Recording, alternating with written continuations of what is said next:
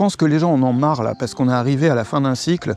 Tu vois, les gens s'en sont rendus compte parce qu'on a vécu une année qui était différente des années normales, avec le Covid, avec tout ça, et beaucoup de gens ont profité de ce chamboulement qu'il y a eu dans nos vies cette année pour faire le point, pour prendre du recul, pour se demander est-ce que finalement la vie que j'ai vécue jusqu'à maintenant, dans le contexte que je vis aujourd'hui, est-ce que c'est la vie vraiment que j'ai envie de vivre pour le restant de mes jours, tu vois? Les gens se rendent compte aussi que la vie passe vite, enfin, une vie ça passe vite, hein.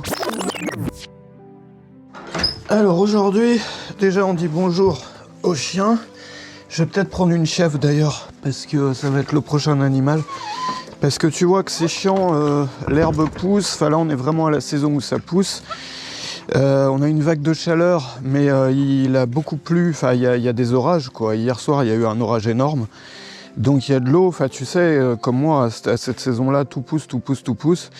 Et du coup j'ai pas de système de débroussailleuse efficace là, et je m'étais dit, en fait au lieu d'acheter une bonne débroussailleuse, autant prendre une chèvre quoi. Voilà, tu la mets là, après tu la changes d'endroit et puis ça mange tout. Donc la prochaine fois que je vais voir le voisin, je vais me renseigner sur combien coûte une chèvre et où s'en procurer une. Et aujourd'hui, alors si tu viens d'arriver, d'ailleurs je le répète à chaque fois, mais moi j'ai acheté cette petite ferme en Roumanie pour 11 000 € et puis je suis en train de refaire ma vie ici.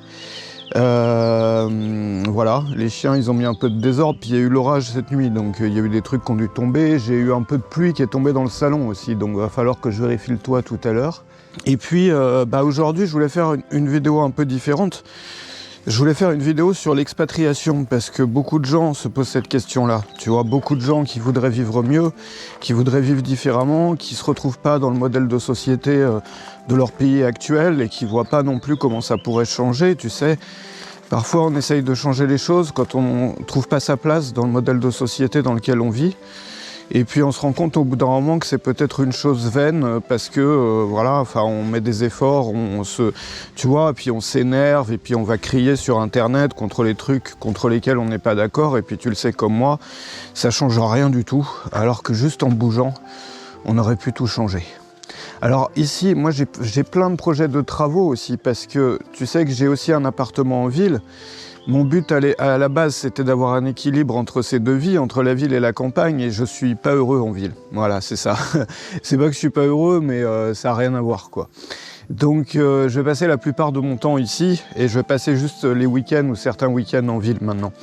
Ça, je vais le transformer en maison d'amis, voilà. Parce que tu vois, j'ai des amis qui viennent souvent, j'ai des amis d'ailleurs ce soir qui viennent camper, enfin s'il n'y a pas d'orage, on va voir. S'il pleut pas, on va regarder la météo, mais là, il n'y a plus du tout internet, parce qu'il n'y a plus de réseau téléphonique, ça a été coupé avec l'orage, et c'est parvenu encore ce matin. Et donc ici, tu vois, il y a des murs, il y a tout ce qu'il faut. Faudrait juste que j'ai un abri de jardin aussi pour mettre mes trucs si j'aménage ça. Bon, le problème... Attends, j'ouvre ici. Le problème, c'est que le sol, il est penché, comme tu vois. Moi, ça me sert pour ranger mes trucs. Donc il faudrait rehausser le sol. Enlever la mangeoire qui est ici. Donc ça sera un projet, mais il y a déjà d'autres projets, parce que du coup, je t'en reparlerai tout à l'heure, on fera le tour de la maison. Et je voulais juste te parler un peu d'expatriation, si c'est quelque chose sur lequel tu t'es déjà posé des questions, peut-être d'ailleurs que tu es déjà parti à un moment.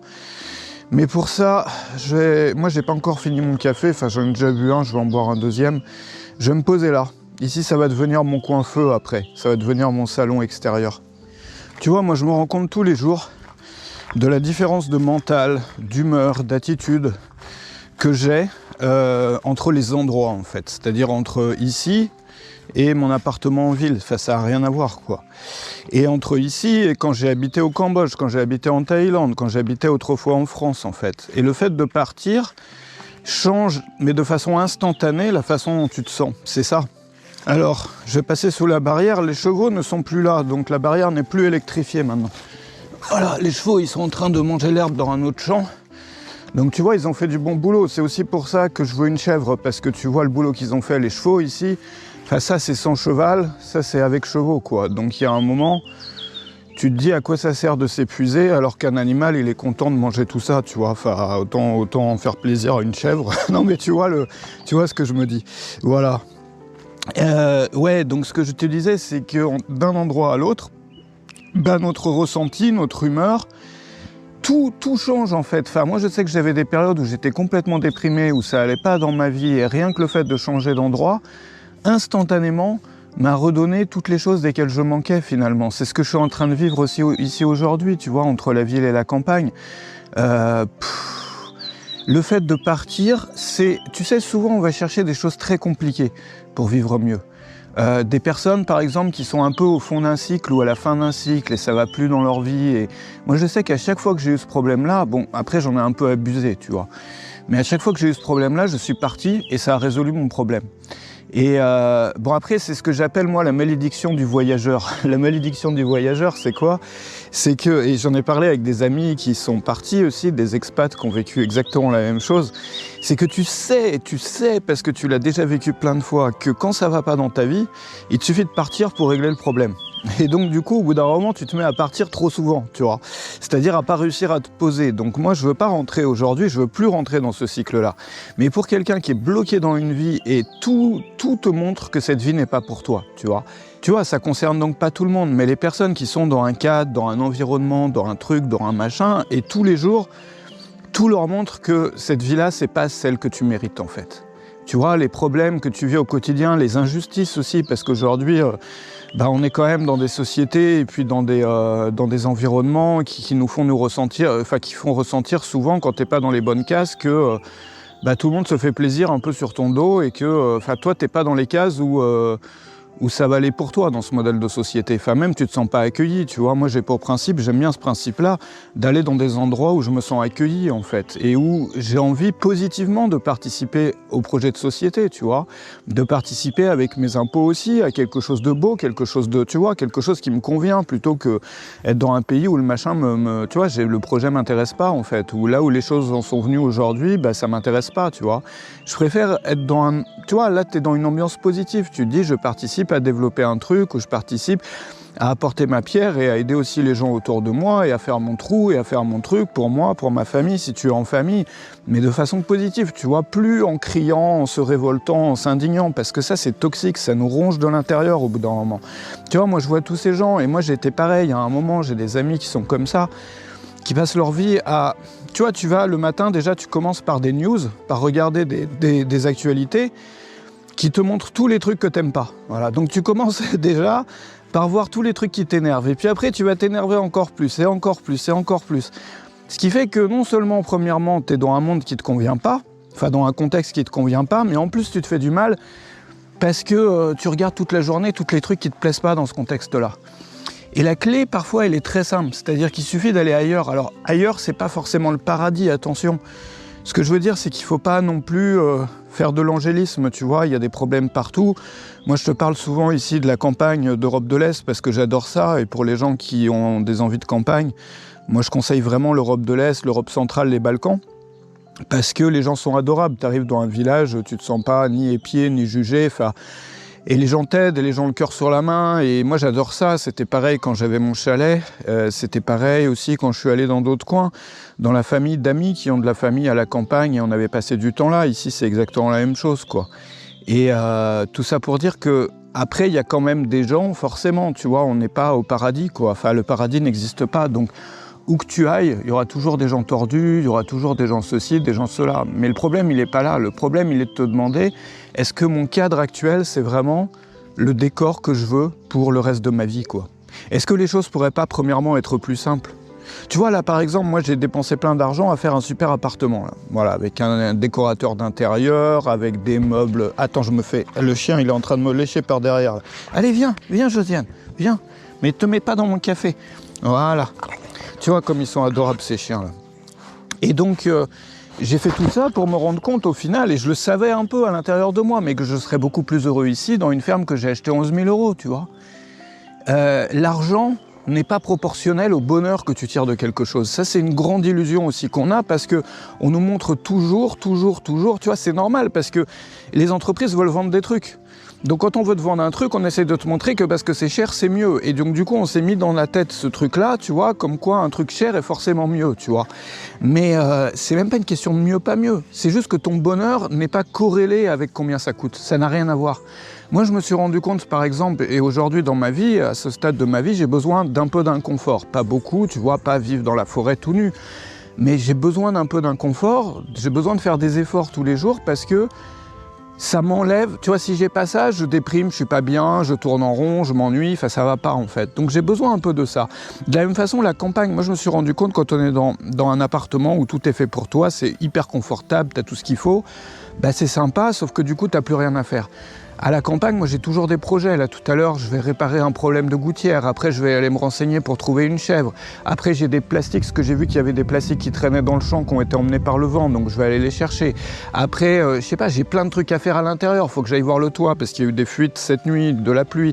Et c'est des trucs, bon, c'est pas le projet de tout le monde. Il y a des gens qui préfèrent la ville, mais tu t'ennuies pas. De la même façon, tu sais, quand t'es chez toi, moi quand je suis à l'intérieur en appartement, quand j'ai rien à faire, bah, la seule chose à faire finalement c'est d'aller sur le web, tu vois, ou sur le... Moi j'utilise pas les réseaux sociaux, mais sur, je sais pas, des applications justement de news, de trucs comme ça qui te mettent pas de bonne humeur en fait. Et parfois tu tournes en rond, tu passes d'une application à l'autre et puis tu vois, puis l'appli elle t'a rien apporté donc tu repasses à l'autre d'avant, puis tu fais un cycle comme ça entre des applis puis ça sert à rien. Et je me suis rendu compte, enfin je le savais, tu vois, je le sais déjà parce que je le vis et je l'ai vécu, mais en été, quand tu es à la campagne, au lieu d'aller sur le web, tu te poses sur une chaise de camping et tu regardes ça. Et tu peux faire le silence à l'intérieur de toi. Enfin, tu vois, t'es juste bien, t'as besoin de rien d'autre, t'es avec tes chiens. Et quand c'est l'hiver, tu fais la même chose, mais devant ton feu, en fait. Et tu regardes ton feu le soir. Et c'est difficile à transmettre dans une vidéo, finalement. Le ressenti, le vrai ressenti qu'il y a derrière tout ça. Mais ce que je veux te montrer, c'est que changer de contexte, ça peut apporter des réponses immédiates. Là où il y a des gens qui vont faire un process sur plusieurs années pour essayer de changer, ça va être très dur. Ils vont passer par plein de trucs, on ne sait pas s'ils vont réussir à changer, parce que de toute façon, quand ton environnement et ton contexte ne te poussent pas vers le haut, ou ne sont pas adaptés à ce que tu veux ou à qui tu es, ça ne sert pas à grand chose, quoi. Et tu peux changer, moi je l'ai vécu tellement de fois, de façon instantanée en fait. Changer, mais te débarrasser de la plupart de tes problèmes de vie que tu as aujourd'hui, de façon instantanée, quoi. Après, l'autre intérêt de l'expatriation, c'est que tu as toujours des défis, tu es toujours occupé, que ce soit en ville ou à la campagne, tu as des choses à découvrir parce que tu es dans un pays dans lequel tu connais pas tout. Moi, j'ai besoin aujourd'hui de ce sentiment-là aussi, tu vois, d'être dans un endroit dans lequel je connais pas tout, parce que quand je connais tout, je suis blasé, tu vois, et j'aime bien avoir toujours un truc à apprendre. Tu vois, ici, j'ai tellement de projets, je voulais aller visiter toutes les églises aussi du coin, de toutes les religions possibles et imaginables pour aller voir, tu vois, et aller aux offices aussi pour voir comment ça se passe. Enfin, tu vois, c'est des petits projets comme ça. Moi, je dis, voilà, c'est bête, hein, mais c'est intéressant, ça te permet de connaître ton contexte autour de toi. J'ai plein de choses ici à apprendre à la faire, même quand on est en ville, il y a plein de choses à découvrir. Ne serait-ce que, bon, la culture ici, je connais, parce que ça fait longtemps que je suis ici, mais même quand ça fait longtemps que tu es dans un pays, il y a toujours des choses à découvrir. Et puis, tu as aussi pour les personnes qui ont l'impression de dépenser trop, de payer le prix fort finalement chez elles, souvent tu vas avoir un coût de la vie si tu viens de l'un des 10 pays les plus riches au monde, dont la France, etc. La France est le 6e aujourd'hui. Tu te retrouves dans un pays dans lequel ton mode de vie va te coûter 2 à 3 fois moins cher, voire encore moins. Enfin, surtout si tu es à la campagne, là ça te coûte plus rien, mais tu vois ce que je veux dire. Et du coup, tu vois, c'est une aventure que tout le monde mérite de vivre. Je pense que les gens en ont marre là, parce qu'on est arrivé à la fin d'un cycle. Tu vois, les gens s'en sont rendus compte parce qu'on a vécu une année qui était différente des années normales, avec le Covid, avec tout ça. Et beaucoup de gens ont profité de ce chamboulement qu'il y a eu dans nos vies cette année pour faire le point, pour prendre du recul, pour se demander est-ce que finalement la vie que j'ai vécue jusqu'à maintenant, dans le contexte que je vis aujourd'hui, est-ce que c'est la vie vraiment que j'ai envie de vivre pour le restant de mes jours, tu vois? Les gens se rendent compte aussi que la vie passe vite. Enfin, une vie, ça passe vite, hein. Les années passent de plus en plus vite à mesure qu'on grandit, qu'on vieillit. Et on peut se demander, est-ce que c'est vraiment ça que je veux vivre toute ma vie, en fait, tu vois? Alors moi, les projets d'expatriation, ça a été ma vie, tu sais. Je suis parti en Roumanie en 2004. J'ai vécu là-bas. J'ai vécu à Bucarest. J'ai vécu à Brașov, dans les montagnes. J'ai vécu à Cluj-Napoca. J'ai ensuite acheté un petit chalet que j'ai retapé dans les collines. Ensuite, je suis parti en Asie. Enfin, entre-temps, j'ai fait un tour du monde d'1 an et demi, juste avec une valise, et puis en ayant rendu les clés de tous mes appartements, mes trucs. Enfin, ça, c'était avant le chalet. Donc un tour du monde, j'ai habité 5 ans en Asie, j'ai habité en Thaïlande, j'ai monté un petit bar là-bas. J'ai fait plein de trucs là-bas, hein. J'ai habité dans un hôtel 5 étoiles aussi, dans une suite à l'année, et ça m'a coûté aussi cher qu'un appartement à Paris. Enfin, à l'époque, j'avais un peu des goûts de luxe, puis après, je me suis rendu compte que c'était pas forcément ça qui me rendait heureux. Donc, je suis parti au Cambodge, et au Cambodge, bon, tu sais, c'est un pays qui est beaucoup plus pauvre. Et j'ai fait plein de choses là-bas. J'ai construit une maison en bois, j'ai construit aussi 2 petites maisonnettes là-bas. J'ai habité dans la capitale déjà au début, à Phnom Penh. Ensuite, j'ai habité à Kampot, où j'ai construit une petite maison en bois. J'ai habité ensuite à Battambang. Enfin, tu vois, je suis passé de projet après projet comme ça. Et puis aujourd'hui, je suis revenu à une vie plus simple. Enfin, plus simple, c'était simple déjà là-bas, mais à une vie plus posée en fait, entre les deux. C'est-à-dire dans une culture que je connais bien, en Europe, en Union Européenne, ici en Roumanie. Tu vois, les chevaux maintenant ils sont en bas, ils sont comme les expats là, comme moi avec mes projets, ils changent de champ là, ils changent de projet à chaque fois. Mais ils ont fait du bon boulot ici les chevaux, tu vois. Et du coup j'ai fait tous ces projets là et ma vie ça a été ça en fait. Si tu veux, c'est un peu la thématique de ma vie, ça a été la thématique de ma vie depuis 2004 en fait. Donc ça fait 17 années maintenant. Et aujourd'hui je voudrais transmettre ça, tu vois, je voudrais transmettre ce que j'ai appris. Parce que j'ai découvert des choses, tu vois, quand même, sur la route. Et j'ai fait beaucoup d'erreurs aussi, et ça serait pas mal que les gens les refassent. Enfin, tu vois, si ça peut éviter à certaines personnes de refaire ces erreurs-là. Et du coup, je prépare des choses là-dessus, je prépare un grand programme, enfin, je t'en reparlerai. On aura tout le temps d'en parler, il y aura aussi d'autres vidéos dans les jours qui viennent. Et ce que je voudrais te proposer, c'est si tu as des questions, toi, sur l'expatriation, ou sur ce type de vie-là et de projet, de les poser dans les commentaires. Parce que comme ça, moi, je vais pouvoir y répondre. Et on va pouvoir adresser ces questions-là. Donc n'hésite vraiment pas à poser tes questions là-dessus. Moi, ce que je conseille quand on s'expatrie, parce qu'il y a beaucoup de personnes qui partent et qui se retrouvent après toutes seules au milieu de nulle part, sans connaître personne, sans être vraiment intégrées, surtout dans un pays dans lequel elles ne parlent pas forcément la langue. Et je pense que c'est ça qui fait peur à beaucoup de gens pour partir. Moi, j'ai quelque chose que je recommande vraiment là-dessus, c'est de lancer un projet. C'est-à-dire il faut absolument que tu lances un projet quand tu arrives dans ton nouveau pays. Donc après avoir le temps de s'installer, tout ça, mais moi j'ai rencontré plein de gens et je me suis fait des amis. J'ai pu m'intégrer aussi, c'est-à-dire être invité dans des familles, commencer à bâtir des amitiés, tout ça en faisant des projets. Donc les projets, ça peut être des petits travaux, ça peut être une rénovation. Tu vois, moi tout ce que je fais ici, par exemple avec les voisins, tout ce que j'ai fait avec la maison au Cambodge, ce que j'ai fait, tu peux monter aussi un petit commerce local, un truc qui coûte pas cher. L'idée, c'est pas de rentrer dans des délires de richesse et tout, mais tu montes un petit café, tu montes un petit magasin, et donc du coup, tu vas travailler avec des gens là-dessus. Ne serait-ce que les ouvriers que tu payes et qui viennent chez toi. Pourquoi ne pas le soir faire un barbecue, tu vois, ou je sais pas, faire comme à la maison, apprendre à les connaître. Et pour moi, c'est vraiment la clé, c'est-à-dire qu'il faut que tu fasses des projets, en fait. Ça sert à rien d'aller de rester dans les cercles d'expats et tout, parce que c'est important d'avoir des amis expats pour ton réseau de soutien, parce que tu vois, eux, ils ont des galères qui sont les mêmes que toi, et vous pouvez vous échanger, vous apporter des infos, vous soutenir, mais c'est important aussi de faire des projets sur place. Parce que les projets, c'est ça qui te permet de t'intégrer vraiment, tu vois. Les gens ont besoin de ça, finalement. Regarde ce qu'on fait dans une vie normale, c'est des projets, c'est du travail, c'est des choses comme ça. Et donc du coup, prends un projet qui te fait plaisir, quelque chose duquel tu rêvais depuis longtemps, que tu n'as jamais osé faire ou que tu ne pouvais pas faire, quelque chose qui ne va pas t'exploser ton budget non plus, tu vois, quelque chose de simple. Et demande-toi comment tu peux utiliser ça pour rencontrer du monde sur place. Ah là là, il y a trop d'amour ici, tu vois. Moi je prends le café avant qu'ils... Merde, ils ont déjà mis leurs pattes dedans. Bon, c'est pas grave, je vais en refaire un autre. Mais non, ce qui est important, je vais faire un autre café, je vais aller à la maison. Ce qui est important, c'est de ne pas mettre tout ton argent dans ce projet. Parce que c'est ton projet de démarrage, tu vois, et je sais que beaucoup de gens ont un peu des rêves de grandeur, et les rêves de grandeur, souvent, quand tu es dans un pays que tu connais pas, avec des gens que tu connais pas encore, c'est pas au début le moment de les faire, les rêves de grandeur, parce que tu vas forcément faire des erreurs. Voilà, faut y aller détendu, en fait, finalement, tu vois. Détendu, tu dis, ce projet-là, c'est pour m'amuser, voilà. C'est pas un truc qui coûte cher, c'est pas un truc qui va mettre en difficulté financière, mais je le fais parce que ça me permet déjà de faire autre chose que rester sur le web, voilà. Et ça me permet de connaître des gens, de m'intégrer, de rentrer dans la société dans laquelle je m'installe en fait. Et puis, Bah pour l'argent, pour ce projet, parce qu'il en faut souvent un peu quand même, bah beaucoup de gens qui partent, ils partent déjà avec un petit capital de départ, parce que vu que tu quittes ta vie d'avant, tu as des trucs à revendre. Par exemple, il y a pas mal de retraités, ce qu'ils font, c'est qu'ils revendent leur maison. Moi, j'en ai connu plusieurs comme ça. Ils partent à l'étranger, bon, ils ont une maison, un appartement, bah ils le revendent, ou ta voiture, ou voilà, on a toujours des choses à revendre. Ce qui fait que ça nous donne un coup de pouce pour démarrer. Tu vois, avant de partir, tu fais de la revente, et donc du coup, tu as tout de suite un coup de pouce financier pour t'installer, pour démarrer tes premiers projets, tu vois, pour voir un peu le temps de voir venir les choses, quoi. Et même si t'as pas d'appartement ou de voiture, finalement, on a toujours des trucs, je sais pas, une télé, un machin, enfin encore une fois, c'est pas forcément des projets qui coûtent extrêmement cher, si tu veux.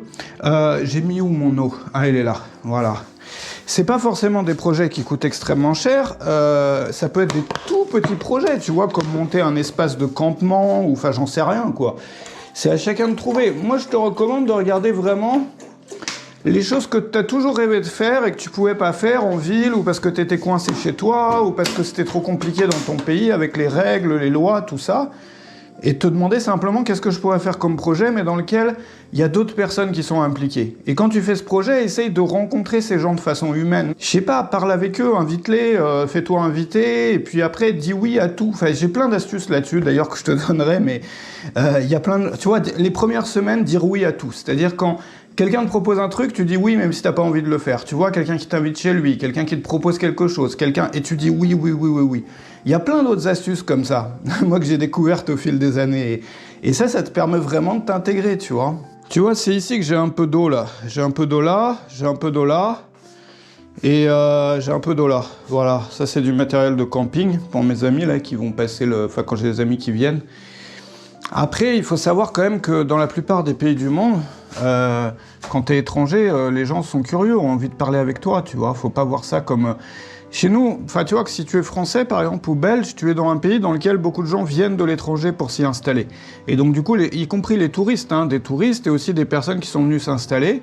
Et donc du coup, les gens sont habitués à ça. Donc un étranger, chez nous, bon, les gens n'ont pas forcément envie de lui parler, surtout un touriste.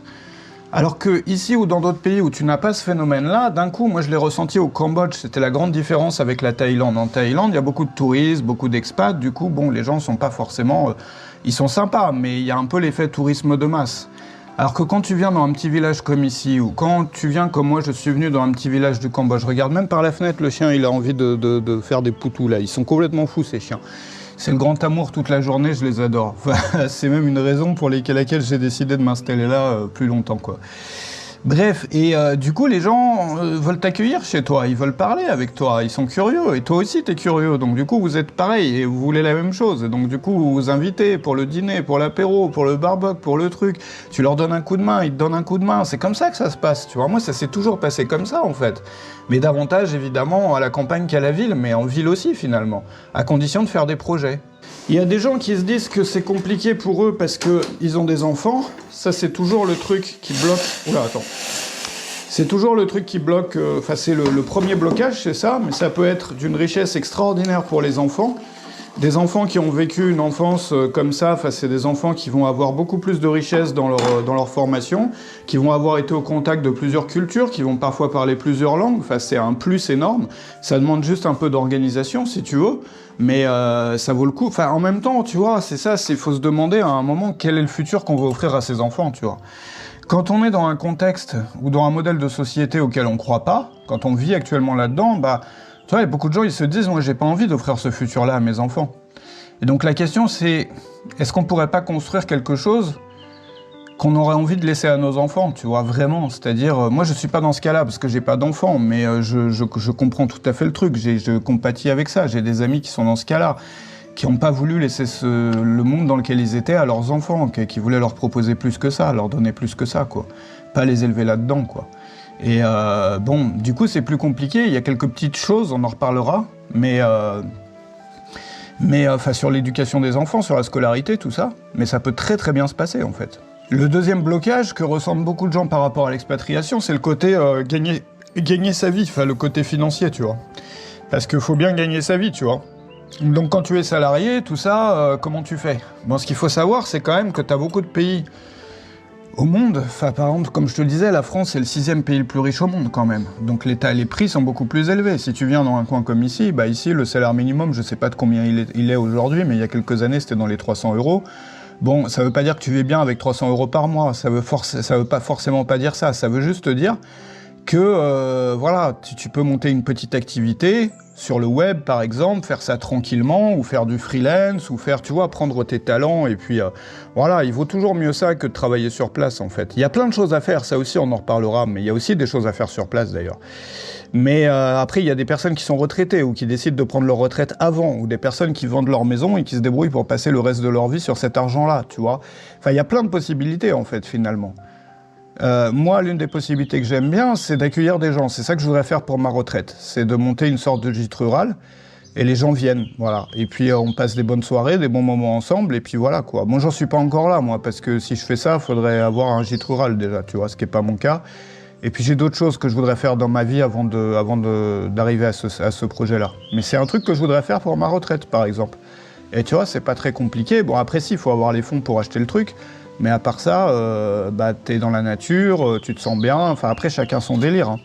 Bon, après, c'est vrai quand même que la plupart des personnes qui partent dans ce type de projet préfèrent avoir une activité qui les rend indépendants géographiquement, c'est-à-dire une activité sur le web. Mais encore une fois, là, on n'en est pas à financer un mode de vie dans un truc de luxe à Paris ou je sais pas quoi, tu vois. Enfin, d'un coup, tu vois, la pression, elle est...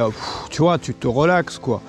Parce que quand tu es dans un coin où le niveau de vie, enfin je sais pas, que tu sois en Thaïlande, que tu sois au Cambodge, que tu sois en Europe de l'Est, que tu sois n'importe où, qu'il soit ni la France, ni la Suisse, ni la Belgique, ni les États-Unis, enfin ni les, je sais pas, les 10-20 pays les plus riches au monde, d'un coup tu peux te détendre quoi. Et pour beaucoup de gens aussi, c'est l'occasion de souffler financièrement. Bon après, faut pas se dire que tu vas pouvoir vivre sans aucun problème avec 300-500 € par mois. Faut pas non plus partir dans cette illusion-là, parce que, bon ça tu le sais probablement, si tu as vécu des périodes où tu n'avais pas beaucoup d'argent, je pense que la plupart des gens ont vécu ça au bout d'un moment dans leur vie, c'est que même si tu arrives à t'organiser sur un budget qui n'est pas élevé, il va toujours y avoir des imprévus en fait, c'est-à-dire tu auras toujours un truc à payer auquel tu n'avais pas pensé, ou tu auras toujours un problème, donc il faut toujours prévoir plus large aussi, quoi. Après, tout le monde ne veut pas vivre dans la simplicité, tu as des gens qui au contraire, moi, je l'ai fait aussi à une période de ma vie, veulent profiter de l'expatriation pour avoir accès au luxe et à l'opulence, mais d'une façon qui leur coûte moins cher que de là où ils viennent, en fait. Et je pense que tout le monde mérite de vivre ça au moins une fois dans sa vie, ne serait-ce que pour se rendre compte que c'est pas ça qui apporte le bonheur, en fait. Enfin, moi, c'est ça que ça m'a appris. Et si j'avais pas vécu ces périodes-là, j'aurais pas vraiment compris, tu vois. J'aurais toujours voulu plus et tout. Et là, je suis arrivé au terme du cycle, enfin, j'ai vécu ça. Et ça m'a permis de me rendre compte que non, c'est pas ça que je voulais pour ma vie, parce que ça me rend pas heureux, tu vois, comparé à des coins comme ici. Mais après, c'est à chacun de faire ces recherches-là, de vivre son parcours, en fait. Le problème, c'est que vivre son parcours, c'est difficile à faire si on reste dans le même coin dans lequel on est né et qu'on n'en bouge pas de toute sa vie, quoi, c'est ça. Moi, c'est pour ça que j'incite les gens aussi à partir, parce que je vois les changements que ça crée à l'intérieur. Je vois la richesse aussi qu'ont dans leur quotidien les personnes que je connais qui sont parties. Les changements que ça a procuré, tu vois, c'est-à-dire qui ils sont devenus après. Tu vois que ce sont des personnes qui ont été capables de faire des énormes choses souvent, qui sont des personnes qui sont devenues, je sais pas, facile. Tu vois le changement, tu vois l'avant et l'après. Moi, je trouve que ça fait grandir les gens. Moi, j'ai pu grandir grâce à ça. Et après, c'est normal qu'on grandisse davantage quand on voit plus de choses, tu vois. Quand on se reconstruit aussi selon ses propres choix, selon... je sais pas, moi c'est l'aventure de ma vie ça, tu vois, depuis 17 années maintenant, et aujourd'hui je voudrais partager les choses que j'ai apprises. Donc n'hésite pas à me poser des questions sur l'expatriation dans les commentaires, et puis j'y répondrai. Et puis deux choses que je vais continuer, je vais faire pas mal de choses là sur l'expatriation dans les jours qui viennent, tu vas le voir. Des choses qu'on m'a demandé aussi, des choses que j'avais un peu sur le cœur, tu vois, il y a un gros truc là que j'avais commencé à préparer déjà il y a des mois, et puis j'ai continué, c'est devenu quelque chose d'énorme là sur l'expatriation. Donc plusieurs choses, la première chose c'est n'hésite pas à mettre ton email dans la description, tu vois, je t'ai mis le lien pour mes contacts privés, comme ça tu seras mis au courant sur les nouveautés et puis sur ce que je prépare là sur l'expatriation pour t'aider à t'expatrier et puis te donner toutes les infos, les astuces que moi j'ai trouvées en 17 années d'expatriation. Et n'hésite pas à t'abonner à la chaîne aussi parce que je vais faire d'autres vidéos là dans les jours qui viennent. pour parler de ça, pour donner des astuces, pour donner des choses qui peuvent t'aider justement à... Je sais que ça peut paraître difficile quand on est coincé dans une vie, tu vois. On a peur de tout laisser derrière soi, on se dit j'ai construit tout ça pour partir où et tout, et d'ailleurs où partir, comment faire, enfin tu vois, je suis un peu paniqué, ce qui est normal, mais en même temps on voudrait vivre mieux, on voudrait se libérer. Si c'est ton cas, abonne-toi à la chaîne, parce que je vais mettre d'autres vidéos donc là-dessus avec des grosses astuces, j'espère qu'ils vont vraiment pouvoir t'aider. Et n'hésite pas à t'inscrire à mes contacts privés, comme ça tu seras notifié dès la sortie là, de ce que je prépare pour aider les personnes qui veulent vivre cette vie-là ou les personnes aussi qui sont déjà parties et puis qui voudraient savoir comment moi je m'organise, les choses que j'ai découvertes, les choses que j'ai trouvées et comment améliorer leur vie d'expat. Ou bien pour partir, voilà, si t'es pas encore parti, je te mets aussi 2 autres vidéos que tu n'as peut-être pas encore vues, comme d'habitude, qui s'affichent sur l'écran. Et comme d'habitude, voilà, 2 vidéos si tu avais raté certains des épisodes précédents. Je te remercie d'avoir regardé cette vidéo, je te remercie d'avoir passé cette matinée pour moi, parce qu'on est le matin avec moi. Je te souhaite tout plein de bonheur, un beau projet d'expatriation si c'est ton cas, une excellente journée. Salut chez toi.